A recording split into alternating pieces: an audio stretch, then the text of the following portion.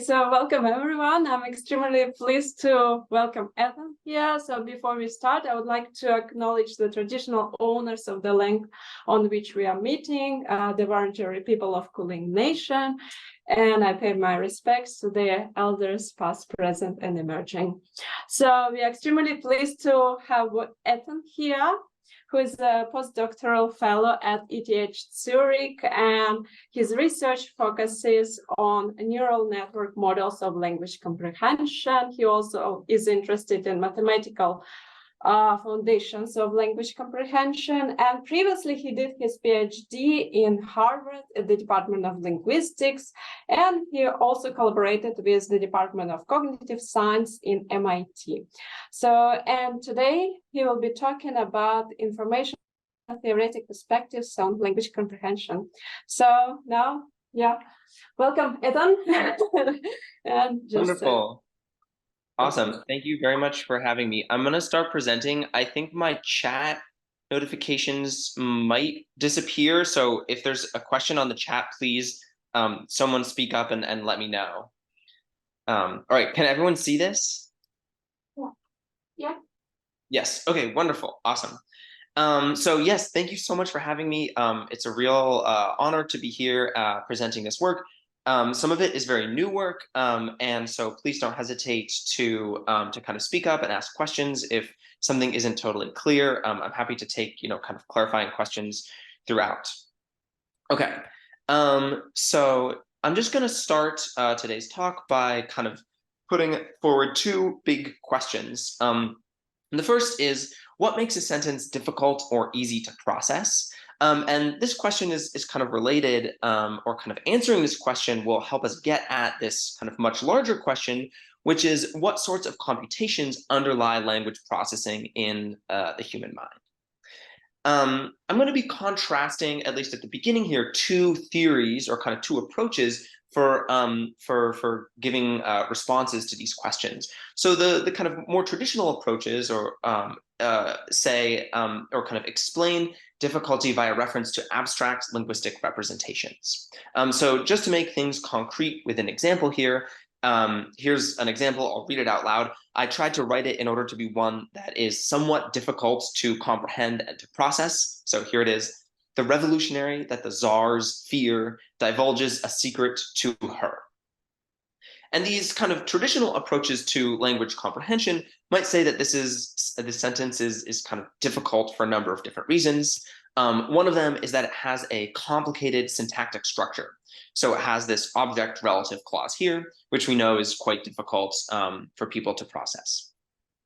Another reason might be that this sentence has competition between different abstract linguistic features. So here the revolutionary is singular, and it needs to agree with the matrix verb here, divulges, which is also singular. But in between these two, we have czars, which is a plural verb. And so it's introducing these kind of plural features into the context that could potentially block or kind of create competition, which with divulges. Finally, there's this unbound pronoun at the end, and this might be quite difficult to kind of integrate into your representation of the context, depending on what's already there.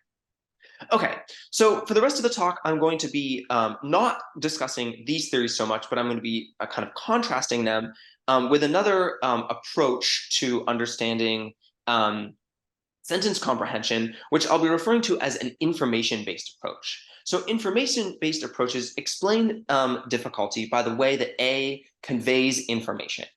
And in order to do so, or in order to kind of create and illustrate these approaches, we're going to be recruiting tools from information theory, which is the branch of mathematics devoted to studying and quantifying information transmission.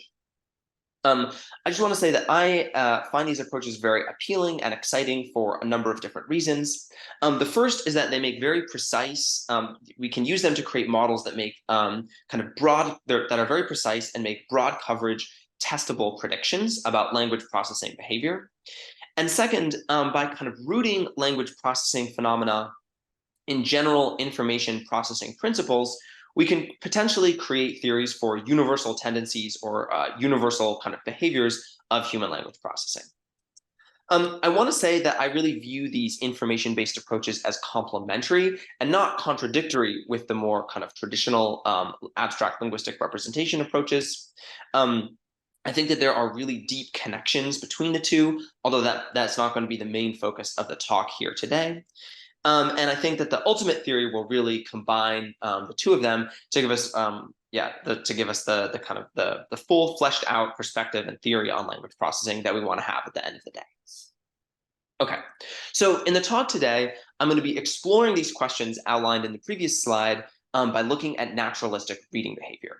And naturalistic reading behavior is really ideal for this sort of exploration because it allows us to observe behaviors that are associated with processing difficulty. So I don't know how many of you have worked with reading data or kind of worked with theories of how reading works. So I'm just going to give you a quick example that illustrates reading behaviors, and that's this video here. The red dot is the location of the human gaze, and you can see it kind of moving over this text. I'll just let it play for a minute, and you can kind of observe what's going on.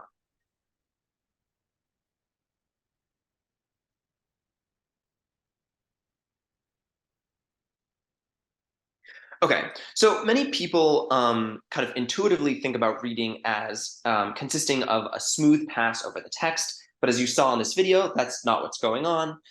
Reading consists of a number of fixations where the gaze is fixated on a particular point, typically associated with a word, as well as jumps between the fixations, which we'll refer to as saccades, or which are called saccades.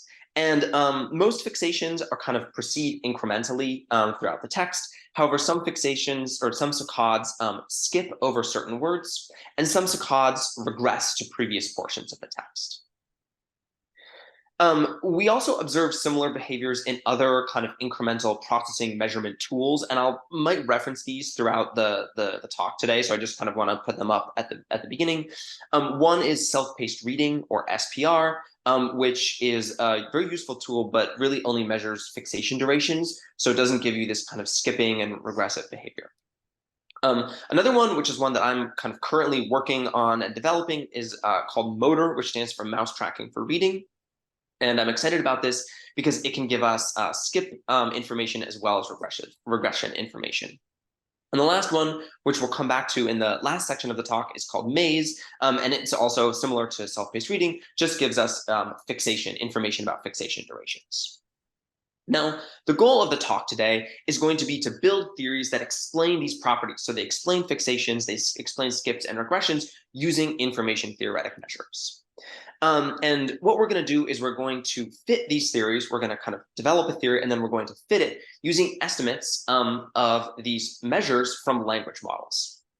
So language models are algorithms that produce distributions over possible next words or kind of words given a context.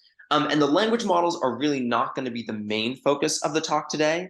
But I'm happy to discuss more about kind of different types of language models used in the Q&A session if you're interested in that kind of element of the work. Okay, so just to give you a brief kind of preview of the rest of the talk, it's divided into 4 parts. In the first part, I'll be talking about processing times, so these fixation durations, and kind of explaining these or exploring these using something called surprisal theory. And this work is really based off of a paper that was published earlier in the summer in the Transactions of ACL. In the second part of the talk, I'll discuss expectation, so expectation during processing and how it relates to word skipping. And this is based off of a paper that was published earlier this spring, also in the Transactions of ACL. In the third part, we'll talk about kind of the statistical relationships between words or point-wise mutual information between words, as well as regressions. So times when people reread a previous portion of the text. And in the final part, I'll make a kind of direct comparison between humans and language models. And we'll be asking basically, how good are language models as models of incremental processing? Okay, so let's get going with this first section. Here we'll be talking about surprisal theory. Now, surprisal theory says that the processing effort associated with a particular word, W sub I, is a function of its predictability. However, processing effort is relatively difficult to measure.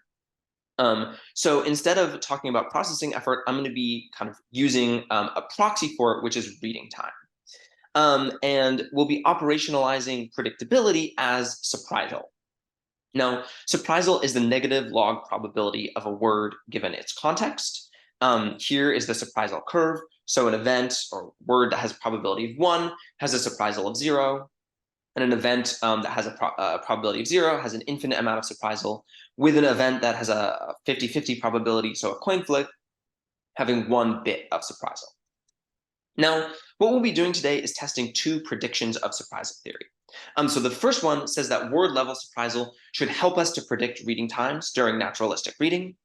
It's a pretty kind of clear prediction from this kind of operationalization of surprisal theory. And the second one really looks at the nature of the link between reading time and surprisal. And it says that the linking function between the two should be relatively simple. So previous work has kind of found for and advocated for a linear relationship here. And that's really what we'll be testing.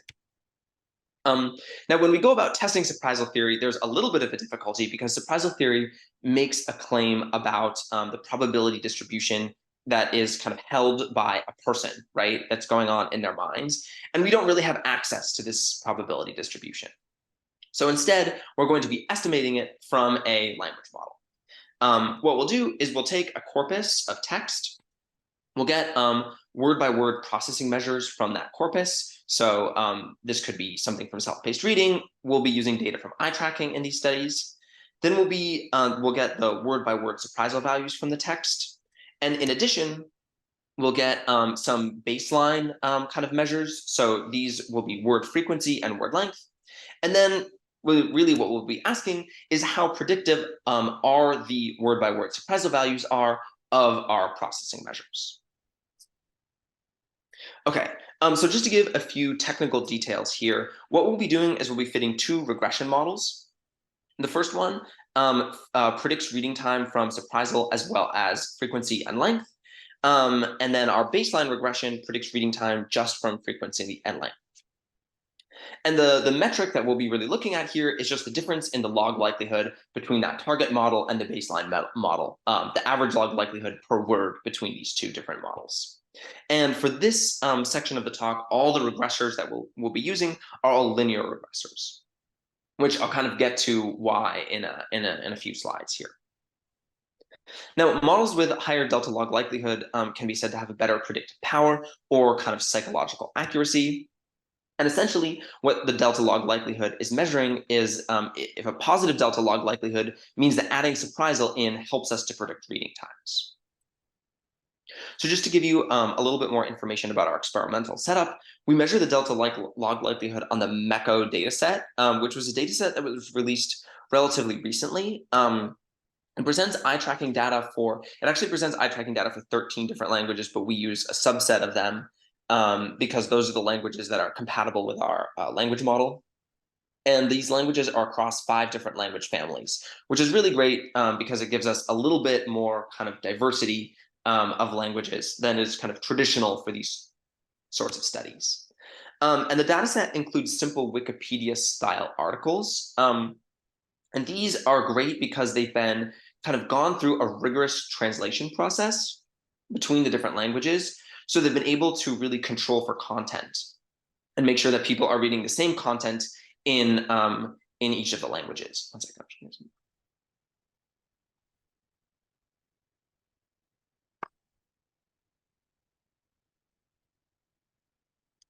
Now we estimate surprisal using MGPT, which is a large multilingual transformer model based on the GPT-2 architecture. Okay. Oh, right, yes. And then the last thing I want to mention is that all these regressors are trained and tested on 10 different folds of data. Okay, so here are the 2 questions that we're interested in, and we'll take them just kind of one at a time.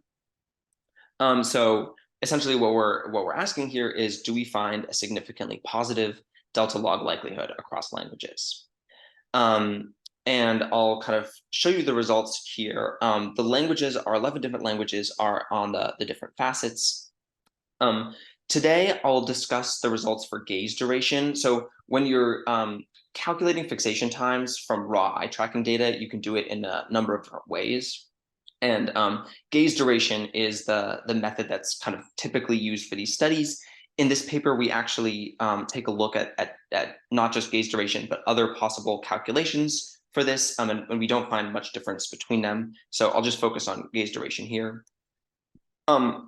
We train separate models that we're always trying to predict the reading time of like the current word WT, but we train different models with the surprisal from WT as well as the surprisal from the two previous words.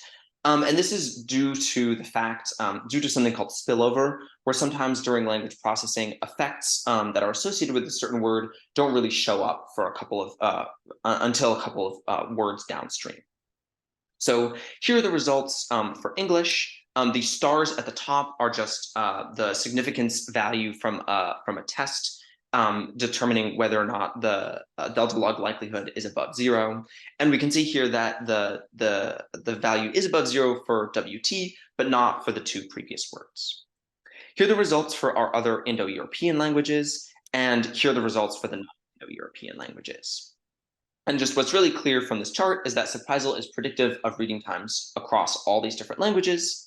And we also find, typically an effect, the strongest effect on the surprisal of the current word.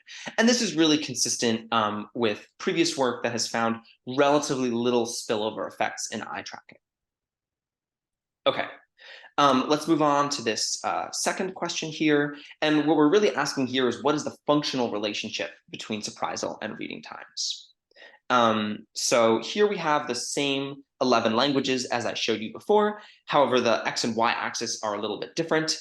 To do this analysis, what we do is we train two different models. We predict reading times with a model that is linear, so when we reinforce a linear relationship between surprisal and reading times, and as well as a nonlinear model. So we use a GAM, generalized additive model, and this model is free to choose or free to fit a nonlinear, any kind of a variety of functional relationships between the predictor variable and the response variable.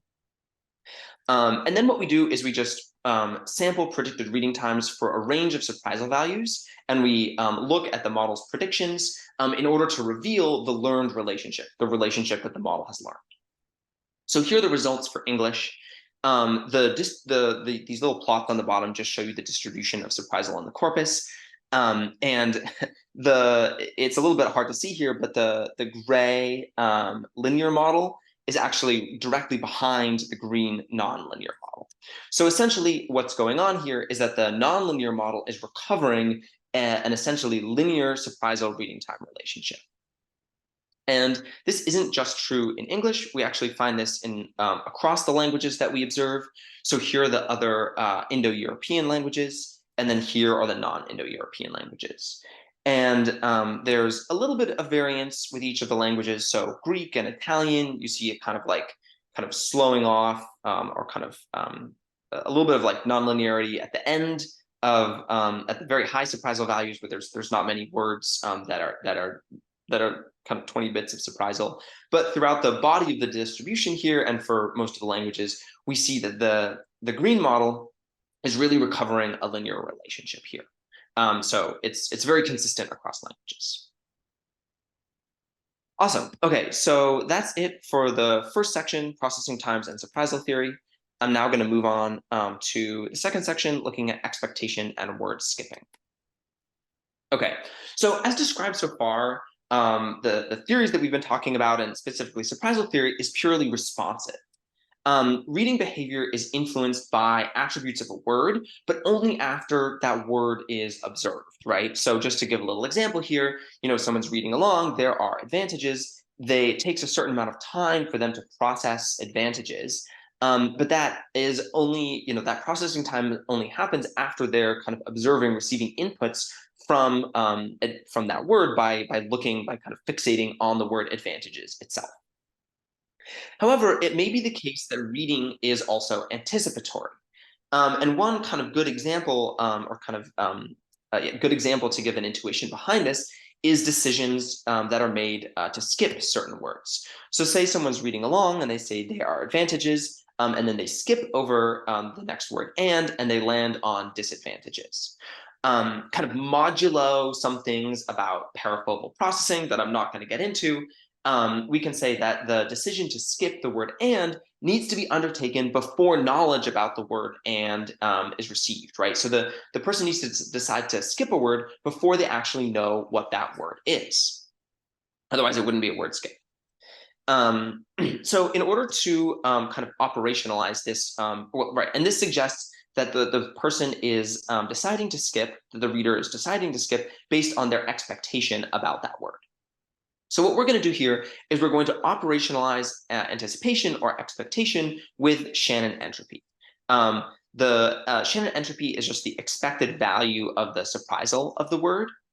A good example is kind of word slots that are easy to predict have a very low entropy, and word slots that are very difficult to predict have a high entropy. So there are advantages, might be a relatively low entropic position, the position immediately following advantages, because it's likely to be, a conjunction or a preposition like for. There are advantages for, something like that. I want to note that previous work has looked at entropy during sentence processing, but they've typically looked at entropy of the subsequent word. So this would be the word that follows the word that is currently getting processed, not the entropy associated with the word itself. In addition to Shannon entropy, we also use something called the Renyi entropy, which is a generalization of the Shannon entropy, and it allows us to kind of take a look at potential skewed anticipation or skewed expectations of the reader.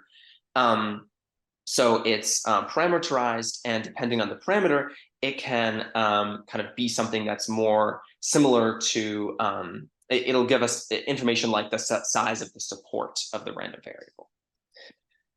But essentially what we're asking here is, does entropy predict reading times and word skipping? Now, in order to kind of investigate these questions, we run two different experiments. So the first experiment I'll refer to as the add experiment, where we add entropy alongside surprisal.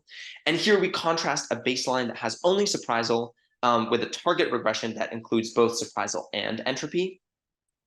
We also run an experiment that replaces surprisal with entropy. So here we have a baseline that includes surprisal of WI, as well as all of our other baseline predictors. And then the target regression only includes entropy and not surprisal. And then when we're looking at word skipping, we use a logistic regression instead of a linear regression. And the response variable here is just 1 or 0, depending on if a word was skipped in the first pass or if it was not skipped in the first pass. And we only look at kind of first pass information during these experiments. Okay, so just to give a few details about this, we measure the delta log likelihood on 4 English corpora, so the BNC Brown corpus, Natural Stories, Provo, and Dundee. And we estimate entropy with GPT-2. We estimate entropy only over single-step subwords, right? So GPT-2 is trained not on word tokenization, but subword tokenization, and we estimate entropy over those subwords. So really what we're getting is a lower bound on the entropy, the word level entropy. And all of our models include frequency and length as additional baseline predictors. So I'll just kind of give you a quick tour through these results. Here is the results from the replace experiment. When something is in red, that means that it led to a significant decrease in delta log likelihood. And the results that you see up here, WT is just for the entropy at the current word itself. We also look at values from previous words, again, to in case of spillover.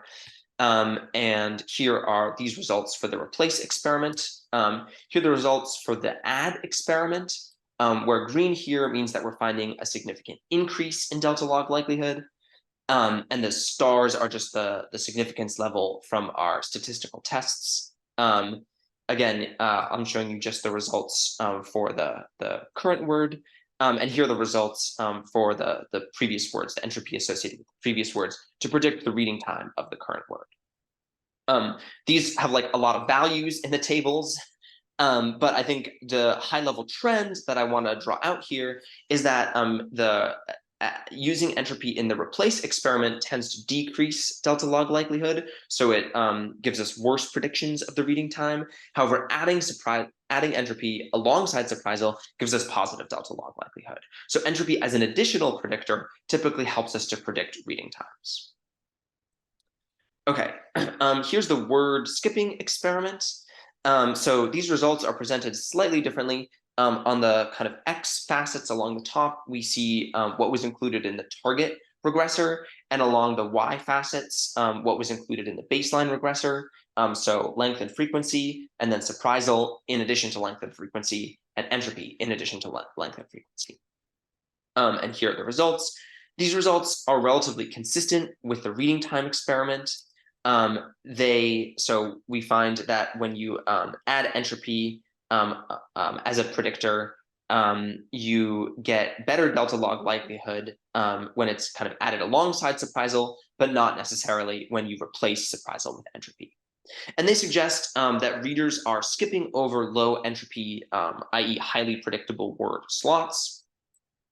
I also, at the beginning or a couple slides back, I mentioned this Renyi entropy, and we actually find that it performs even better when we use Renyi entropy as opposed to just the kind of more traditional Shannon entropy. And the parameterization that we find is when alpha equals 0.5, which we interpret as kind of indicating that readers are sensitive to like a soft notion of the support. Basically, the number of words that have above some kind of minimal threshold of probability. When those are very few, then that's a very good predictor of word skipping, as well as a very good predictor of additional reading times associated with those words. Okay, great. So that's for expectation and word skipping. And yeah, I guess I can move on to discussing the third section here, the pointwise mutual information and regressions. Okay. Now, when reading, saccades are typically progressive, meaning, so in English, left to right. However, a small number of them, so about 10 to 20%, are regressive, going against the general flow of reading. And regressive saccades, as well as kind of targeted regressive saccades, are not very well understood. In this section, I'm going to be kind of delving into them and discussing a number of theories for them, as well as offering a kind of information-theoretic operationalization of each of them. So just to illustrate what I mean by regression here, say we have a sentence like the one displayed up here, and the participant or someone is reading along. They read the artist painted a portrait was, and on the word was, they move their gaze from was back to painted. We will be discussing the word from which the regression was initiated as the source word here, or WS, and the word on which the regression landed as the target word, or WT. Now, I'm going to discuss two kind of different hypotheses for what's going on or what's causing these regressions. The first one I'll discuss as the reanalysis hypothesis. It's not one particular hypothesis, but kind of a cluster of hypotheses that I've grouped together here. The kind of formulation that I really like is the following: that targeted regressions are used to reanalyze material about which the reader has falling confidence. And these approaches, the reanalysis hypothesis, has been historically associated with the processing of garden path sentences. So the sentence that I displayed up above here is in fact a garden path sentence. Now, in addition to just kind of discussing these different hypotheses, I'm going to provide a probabilistic interpretation of each one. So the reanalysis hypothesis says that regressions occur when the following inequality holds: when the probability of the target, given the source and the surrounding sentential context, is less than the probability of the target when the source is not known. So the idea here is that when the regressions are going to occur when knowledge of the target, when knowledge of the source, when knowledge of the identity of WS causes a decrease in probability of the target. So the reader, for example, in this sentence is reading along. They have some kind of probability distribution over words in WT based off of the experience that they've had when they were gazing at that slot, and painted has some sort of probability. And say they continue to read along and they encounter the word was, and that causes the probability of the word painted to go down, i.e. a kind of a falling confidence in that word. That is a sort of situation under the reanalysis hypothesis when a regression is going to be triggered and someone is going to initiate a regression back to that previous word to gain potentially more information about its identity. Okay, and right, so that's the reanalysis hypothesis. I'll give you the kind of the other hypothesis for what's going on with regressions, which I'll refer to as the reactivation hypothesis. This says that targeted regressions occur between words that are associated with each other. And it treats regressions as really being a tool to kind of confirm the identity of the current word or build more confidence about the identity of the current word. So the probabilistic interpretation here of regressions is actually just kind of the opposite of what's going on in the reanalysis hypothesis. So the reactivation hypothesis says that regressions occur when the probability of the source word given the target is actually greater than the unconditional probability of the source when the target is unknown. So regressions are going to happen between words where adding knowledge about the target into the context makes the source more likely. So the probability of the source is greater in a context that includes the target. I.e., kind of one other way to think about this is that when words are associated with each other, regressions occur between associated words. Okay, what I'll do now is I'm going to argue that both theories kind of make predictions about the information-theoretic relationships, kind of building off this probabilistic interpretation. Both theories make predictions about the information-theoretic relationships between the source and the target of a regression. So let's just kind of go back and kind of look at each theory in turn. So the reactivation hypothesis says that regressions occur when this following inequality holds. What I'm just going to do is get a little bit more specific about this context C. So I'll just replace it with this W not ST, which I'm just using to indicate all the words in the sentence that are not WS or WT. Then I'm just going to take the log of both sides. We'll kind of move both of the logs onto each side of the equation. And using the rule of logarithms, we can rewrite this inequality using to be the following. Now, this log ratio is kind of cool that we can get here because this is the conditional pointwise mutual information between the source and the target of a regression. So the PMI, or pointwise mutual information, is a well-used measure of word co-occurrence in natural language processing. And it varies from negative infinity to positive infinity. And what the reactivation hypothesis is telling us is that the PMI, or that regressions occur when the pointwise mutual information is greater than 0. So essentially, regressions occur between words that are associated with each other. Next, we can kind of we can move on to look at the reanalysis hypothesis. This says that regressions occur when the following, when that inequality holds. Again, we can kind of replace this vague notion of context with a slightly more fleshed out version, and we can use the same manipulation to get to this following inequality. So what the reanalysis hypothesis is telling us is that regressions occur when the PMI is less than 0. Okay, now I'm going to complicate things a little bit here. It may be the case that when reading, people have skipped over a particular word and are now regressing to it, right? So they may not, in these kind of PMI metrics, they work kind of as models of relationships between words, assuming that people are aware of the identity of each of those words. But that might not be exactly the case. It might be the case that someone skipped over a word, or they have kind of only imperfect identity, knowledge about the identity of that word, and they may regress based on the expected identity of that word under uncertainty. So in order to model this, what we're just going to do is we're going to get the expected value of PMI over all values of the target. So this is the expected pointwise mutual information, and we're just taking that expectation over all the words in the vocabulary for that target word position. And essentially what we're going to be asking here is, does PMI or expected PMI between words predict regressions in naturalistic reading? And then what is a better predictor of regressions, the positive values of PMI or the negative values of PMI? Okay, just to give you a little bit of information about our experimental setup, we obtained delta log likelihood from a zero inflated Poisson regression.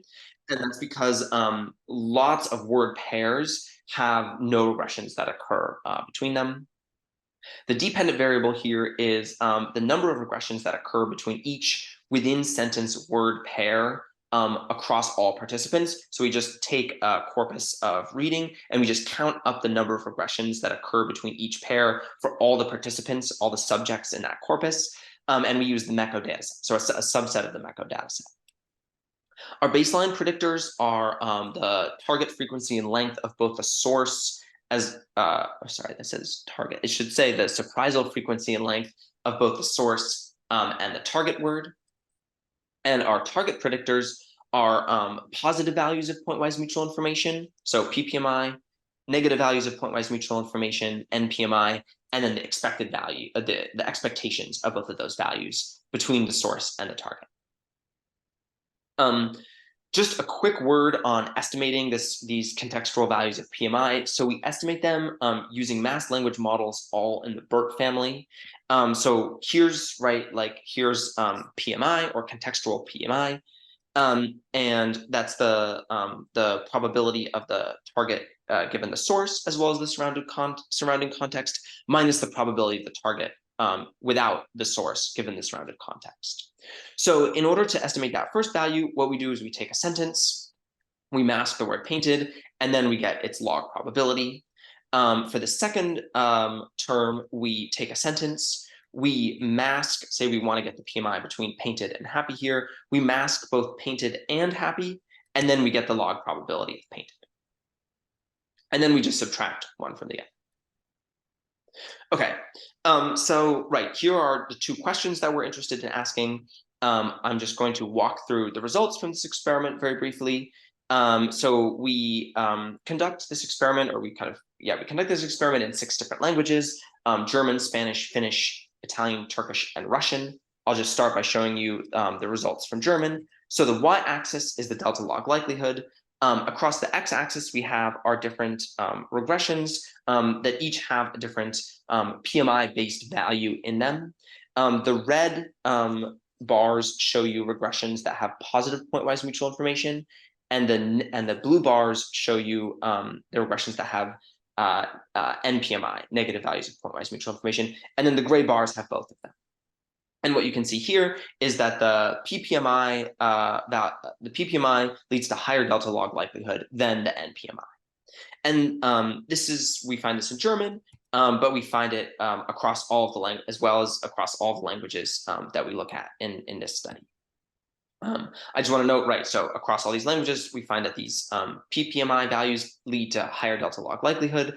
We find an inconsistent effect of NPMI as well as expected values of NPMI. In some languages, they do appear to be helping us predict regressions, but that's not true across all the languages that we look at. In addition, there seems to be some evidence that participants are more sensitive to expectations. So the bars on the right-hand side are the ones associated with those expected values. However, this doesn't seem to be a super strong effect. Okay, so the takeaways here are that targeted regressions occur between associated words, supporting the reactivation hypothesis.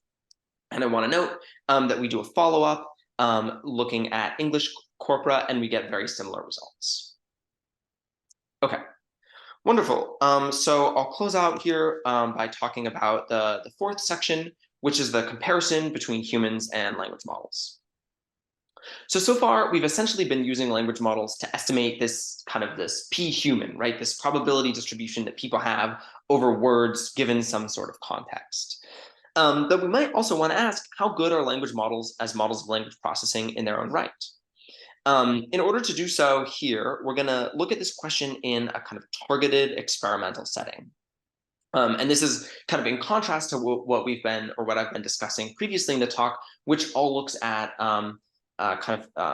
fitting data or testing theories on this naturalistic reading corpora, right? So like the Mecco corpus with Wikipedia-style articles, or Provo or Dundee, which have people read different kind of texts that are fiction or nonfiction or newspaper articles. So in this test, we'll be looking at a subset of test suites from SyntaxGym. SyntaxGym is a kind of online benchmark that I've been affiliated in developing that can be used to assess how well language models learn certain syntactic phenomena. And in SyntaxGym presents sentences to language models that come in two variants, grammatical and ungrammatical. So just to give a little example here, take subject-verb number agreement. So we have one sentence, the keys to the cabinet is on the table. That's the ungrammatical sentence. And you contrast this with the keys to the cabinet are on the table.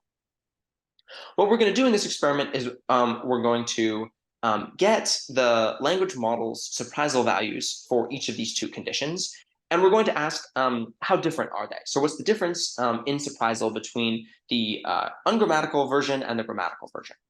Then we're going to get human processing times for these same materials, and we're going to look at the difference between these two conditions as well.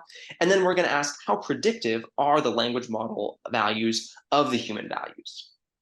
So in the previous studies, what we've been looking at is just this kind of how predictive are the language model's values are of the human behavior. And here we're going to be looking at the differences between conditions for each of them. Okay, so methodologically, we need a measure of human processing that's going to give us a robust measurement in these ungrammatical sentence regions. And what we choose to do here, you could use eye tracking, but we get data here from the maze task. So in maze, participants read a sentence incrementally by selecting a grammatical continuation at each point in the sentence. And in this study, we use a novel variant that is web deployable and can be used in cases where some of your conditions have ungrammatical sentences.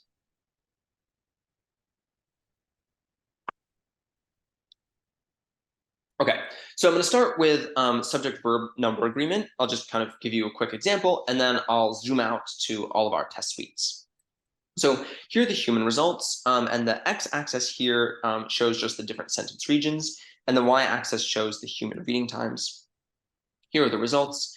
And the kind of important thing to note here is that in this critical region, right, where one of the sentences is ungrammatical, there's a subject-verb number mismatch, we see longer reading times for that ungrammatical sentence.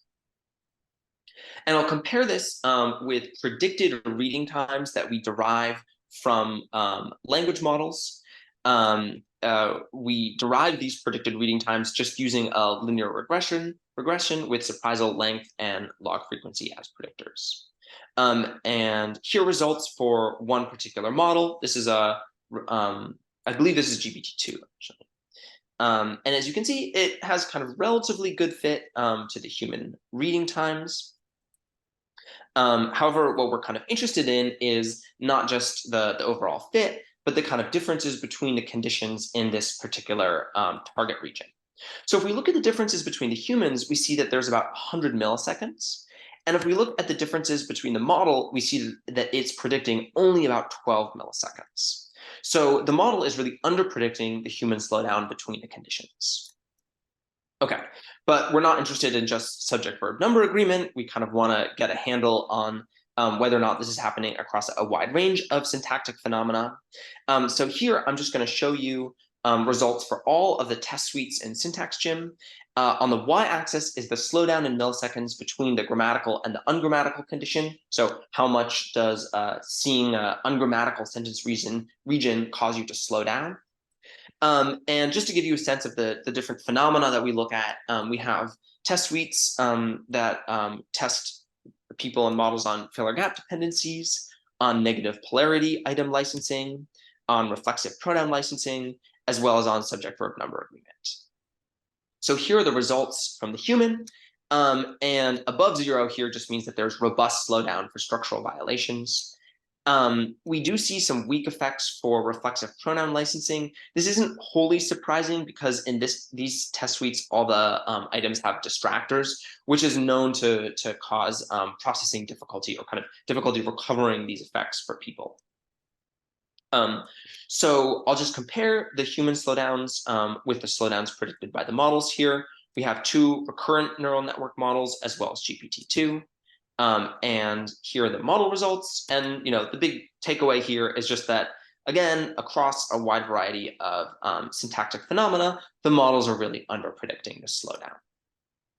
Sometimes it's as much as by like a full order of magnitude. So this suggests that language processing is not merely responsive to kind of information content as estimated by these language models.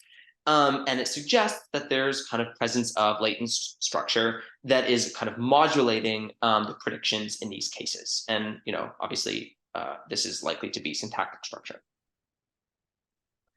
Okay. Awesome. So that was the end of the 4th part. I'll just wrap up here with a few kind of discussion points. So in this talk, I've been developing an approach that treats language comprehension as a type of kind of information processing. And I've hoped that by doing so, I've been able to reveal the types of computations that comprehenders are performing during one type of language processing, i.e. reading. I think that this work raises a number of future questions for kind of continuing research. One kind of big one is, how is reading different than other forms of processing, such as online listening, either kind of spoken or signed? And then another one is that the approach today has operated really only at the kind of level of the input outputs, right? Words. And how can we kind of better incorporate latent representations like syntactic structures into these theories? Okay, so with that, I want to give a thanks to all my collaborators, as well as funding sources, as well as giving a big thanks to you all for listening to this talk. And I'm happy to take questions and discuss all this further.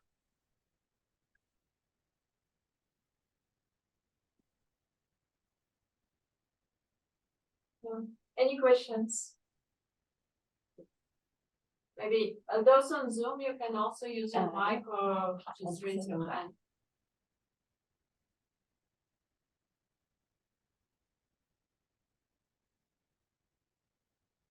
So there's a question.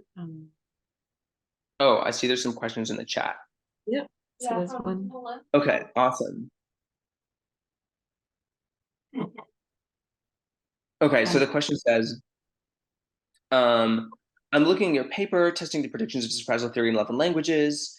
Figure 3 shows the estimates for each of the predictor variables, surprisal entropy, frequency, and word length, and I see that there's some variation across languages. But on average, which of these variables best predicts the reading time? Yeah, so I believe that the best predictor of reading time is going to be word length. And that has to do likely with shorter words just being much easier to access, representations of shorter words being much easier to access than longer words. There is some kind of discussion about the effect of frequency as well as surprisal, because surprisal effects really should subsume frequency, right? Like surprisal is just like frequency conditioned on context is kind of one way of thinking about it. Entropy does have a much smaller effect. When we do find a significant effect of entropy, it tends to be much smaller than surprisal. So that's the kind of ordering, is that I believe word length tends to be the predictor with the strongest effect, followed by surprisal and frequency, followed by entropy. Does that answer the question? I don't know. This was Timulen. Timulen, does it answer the question? Okay, awesome. Yeah. There is a question from Simon. Yes. Hi. So great talk, very interesting work. I wanted to just follow up and make sure I understand the maze task. So in the maze task, is it the case that that they're choosing from a set of alternatives on each for each word? Yeah, I think I might actually have some slides that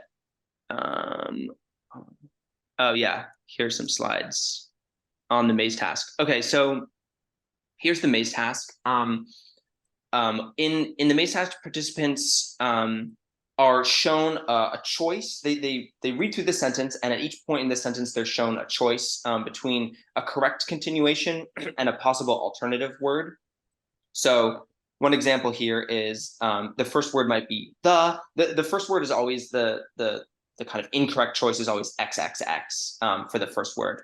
So the first choice that they have to make is between the and XXX, and then the next choice might be between beaver and besides. And the beaver is a possible kind of prefix of an English sentence, but the besides is either not possible or like extremely unlikely. And then they would be presented with the next choice. So the beaver slapped is a possible prefix, but the beaver pretty is, I guess it is possible, but again, it's much less likely.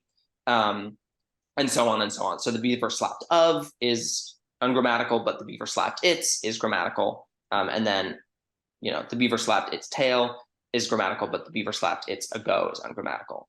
And in this variant of the maze task, we generate these. So the maze task is really great, and it's really great because it's highly incremental. So it's very good for these sorts of studies that like really need kind of highly incremental data. But generating the distractors is quite time consuming. And the version that we use uses language models to generate the distractors. So we say, here's the prefix, language model, like generate me a set of words, a set of candidate words that are extremely high surprisal in this case, but are matched to my real word for things like length or something like that. Right. So, but they're not seeing the green, right? The participants. No, yeah, sorry. Yeah. The green was just here so that you could see like, oh, this is the right one. Yeah, right. But then in terms of the context, let's say they chose an incorrect option at some point. There's nothing in the display that actually shows the context, right? So they're having to maintain the context of the sentence themselves, and they could potentially go off into the wrong. Yeah. So in the variant that I used for this study, if they chose an incorrect continuation, then they just got booted from the sentence. It said, you have chosen an incorrect version, here's the next sentence. Participants did find this actually kind of annoying. And there are variants of the maze task that don't have this. So you just keep going and then kind of hope that the participant gets back to what the right sentence should be. You could let the participant keep going and then just not use the data if they made an incorrect choice. Right. So anyway, my question was, so this is a to alternative forced choice question. And so I'm wondering if some of the mismatch between the data and what the models are predicting is coming from not capturing all of the aspects of the choice. So you could have applied, a choice model, like a sequential sampling model or something to this data, and you would have had non-decision time and a bunch of other variables in there, which and then maybe use the drift rate, tried to model the drift rate as opposed to I guess let me think about that. That might be challenging, but well, no, I think it's conceivable. So and I wonder if there's a kind of mismatch in the mapping that's causing the thing rather than a deficiency of the model. Yeah, I think this is a great point. You could basically say, well, what we're observing is kind of non-linearities, right, between the processing times and the surprisals. And those non-linearities, they're not coming from the processing difficulty of the word. They're coming from like the decision making that the person has to do between the word and the competitor, right? Like normal reading doesn't involve overt competitors. I think this is a really good point, and I'm actually interested in redoing these experiments with more this measure that I mentioned briefly, the mouse tracking measure, because I think this would solve that potential worry. I believe so. There have been studies that are similar to the one I presented, but look at processing times in garden path sentences. So these are sentences that are not technically ungrammatical, but they're structurally very unlikely. And I believe these studies have used either eye tracking or self-paced reading data, and they found similar discrepancies. So that suggests that for these other types of structurally unexpected sentences, for measurement tools that don't involve this choice, the result is still found. But I think you're right. I think, it's a necessary next step to kind of conduct this on different measurements and see if the result is as strong. Thanks. Yep. Yeah. Thanks for the question. Yeah, Charles has a question. Yeah, thanks for a really interesting talk. Should we Sorry, hang on. mute him? Just come up here and ask the Okay. question. Yeah, I was hoping to ask about the work on regression in reading. So in particular about the theoretical reason for taking the identity of the target word out of the context. Because it felt a bit paradoxical to me. Somehow people know exactly where to direct their eyes, but they don't know what's at that position.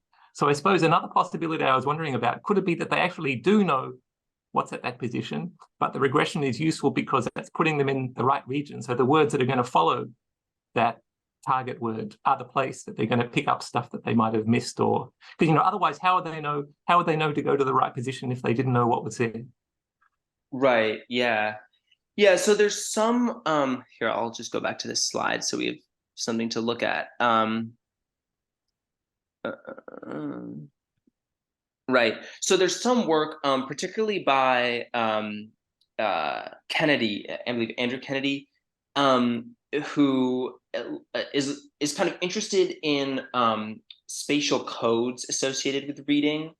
And this work shows that people do maintain these kind of spatial tags or spatial knowledge of the location of words presented on a screen and are able to direct their gaze to those locations. Now, I guess, then you might ask, okay, well, what about words that someone has skipped? Do they have knowledge that there is a word there in a particular spatial location, but they don't know what the word is? If so, then maybe someone could regress to that word via a targeted regression, even if they're not aware of the identity of that word. But that would be the kind of assumptions of what's going on in this sort of modeling approach that I outlined. I think your idea about kind of a nearby, kind of spatially similar or spatially kind of close words is a really good one.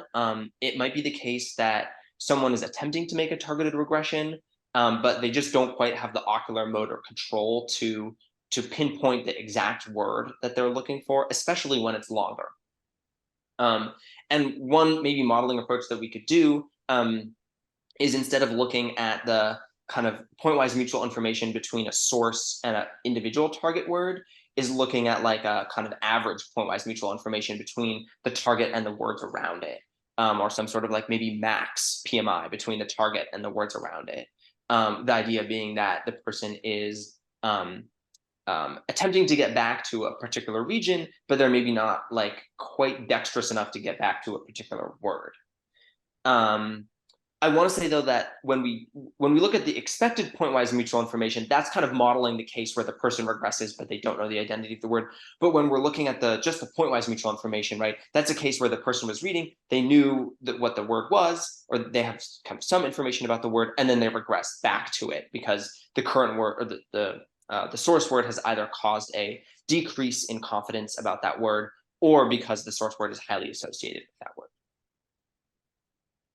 Does that kind of answer the question? Basically, I guess the response is I agree with you. And I've kind of been thinking about this, and I think there's some modeling kind of add-ons that I could do to to kind of address this potential worry. But I agree. I think the point is well taken. Yeah, thank you. Yep. Oh, sorry. Maybe question. Yeah. Hello, I really liked your talk. Thanks. About you. the first part, I was wondering, have you heard of the Hick-Hyman law? No, I haven't. Yeah, okay, I'll tell. Back in the 50s, a lot of people found that there was a linear relationship between surprisal and reaction time, not reading time. So I was wondering, well, since you hadn't heard of it, maybe it'd be neat to think about how you can make a connection between that general result, because that's what you found. You're asking, is it a linear relationship? And they were like, yeah, it's totally a linear relationship. So I wonder if you found something that supports that, but maybe what do you think the kind of analogy or actual relationship between reaction time and reading time would be? Because you've cast this all in reading times for the language domain. So that's just my question, open-ended about that.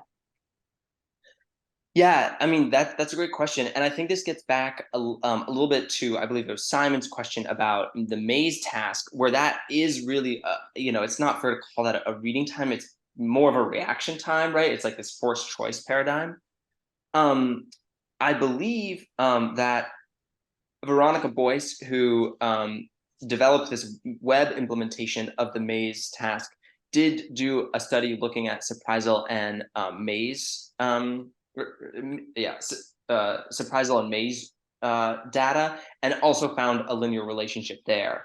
And so that would be, a reaction relationship, potentially more than a reading relationship. But I think that's fascinating. I will have to kind of look into it and read into it more. And I think if we can say, right, like the whole kind of the project here is to ground our theories of reading in these these kind of domain general information processing notions. And so if we can say this is related to a relationship, kind of information processing relationship that we find outside of reading, then that's really awesome, because it kind of bolsters that general perspective. Yeah, I just wanted to flag that up because I'd love to see you make that connection, because it really grounds what you do in a lot of really good information theory. Thanks. Yeah. Thank you for that. I will definitely look that up. Maybe we have time for one last question from Simon. Okay. Hi, Tim. Thank you for this wonderful talk. Just a quick question. I was just thinking also about the first part of the talk and wondering what the relative importance was of the different predictors. So you had word length, word frequency, and then surprisal.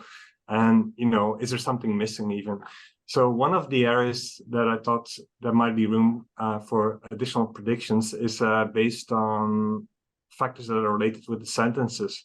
So did you look at things such as sentence position or sentence length?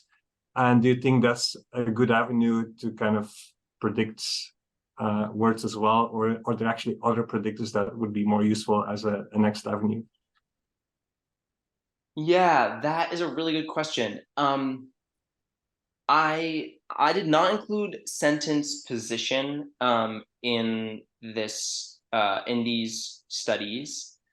Some studies I believe do, although I'm not fully confident on that. I believe that some have included that in as a baseline predictor.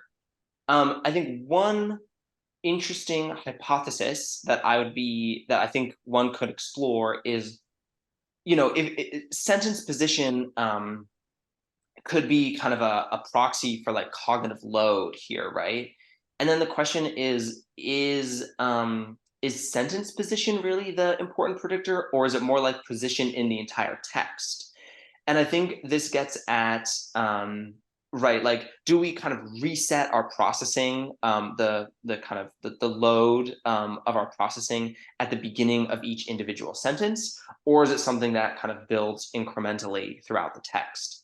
And I think this could be related to really interesting questions about what people are representing, and is this something that gets reset essentially at the end of every sentence? Implying that someone is maintaining a syntactic parse of the whole sentence, Or if it doesn't get reset at the sentence, maybe that's evidence that what we're doing is something more kind of akin to chunking, which we're kind of interested in local syntactic relationships, but not these larger syntactic relationships that get reset at the sentential level. Does that kind of, so I think that would be a really interesting study to run. I think it could be related to really cool questions about kind of like the level at which we're, or kind of the span that is relevant for our syntactic processing when we're reading or processing language. Does that kind of get it, your question? Yeah, seems like, yeah, Simon says yes. Okay, good. I have one. Oh, yeah. Yeah, you can. One more question from audience. Yeah. And thanks for the talk. I think it's a follow-up of Simon's question, because when you first present the like the first example, so for me it's like a second language learner. To me, the processing time is highly correlated with my vocabulary. So it's like the vocabulary difficulties. So I was wondering, like, how can those theories be generalized to like second language learners, or like what might need to be considered more? Yeah, thank you. Yeah, I think that's a really, really interesting question. And I think this kind of gets to our use of using these language models, right? This probability distribution from the language model to kind of fit and test these sorts of theories, right? Like the language model has just been exposed to vast amounts of data, right? And in some ways it's kind of like the aggregate of like, whatever, like all language that's on the internet or something like that. But in our lives, the data is actually highly structured, right? It's like we speak in certain ways in certain contexts. We have, experience with different languages and different experience with different languages. And so I think you could train language models on more kind of thoughtfully constructed data sets and see if their predictions or their kind of probabilities do a better job of modeling kind of the diversity of human language processing, right? So like train a language model on a kind of like whatever, like English, Spanish data set, and then see if that does a better job at predicting the reading times for an English-Spanish kind of bilingual with, say, differing levels of data for the different models and different levels of proficiency for the different readers. So I think, yes, absolutely. We have really interesting structure to the data that we see in the world that just picking this big off-the-shelf language model doesn't have.